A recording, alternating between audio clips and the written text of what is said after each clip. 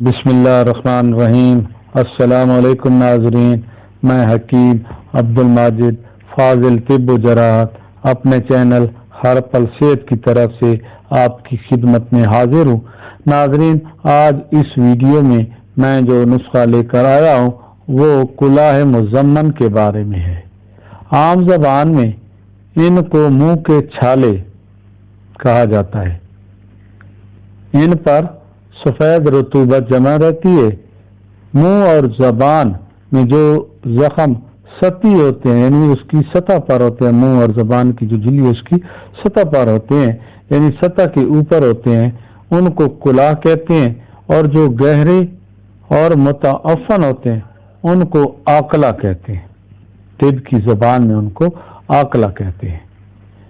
आम तौर पर ये जो छाले होते हैं ये सुफरा की ज़्यादती या मैदे में गर्म बुखारात उठने की वजह से पैदा होते हैं।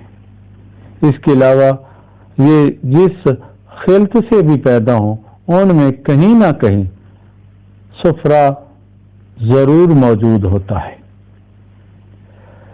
नाज़रीन, अब चलते हैं अपने नुस्खा की जानिब। इस वीडियो में मैं आपको दो नुस्खे इस मर्ज के बताऊंगा। एक नुस्खा इन छालों पर लगाने के लिए है और दूसरा खुर्दनी नुस्खा है, यानी खाने के लिए है। अब चलते हैं नाजरीन अपने नुस्खा की जानिब। आप नुस्खा के अज्जा नोट फरमा लें। दाना इलायची खुर्द 2 माशा, तबाशीर 6 माशा, गंदा कामला सार, मुदब्बर 1 तोला, त्रिफला 3 तोला। इन सब को कूट छान कर सफूफ बना लें और 4 से 5 माशा की खुराक में पानी के साथ सुबह के वक्त इस्तेमाल करें। अब चलते हैं नाजरीन अपने दूसरे नुस्खा की जानिब। आप इसके अज्जा नोट फरमा लें। तोतिया बरियां, कत्था बोरिक एसिड हम वजन लेकर पीस लें। 3 चीजें हैं, कत्था बोरिक एसिड और तोतिया बरियां।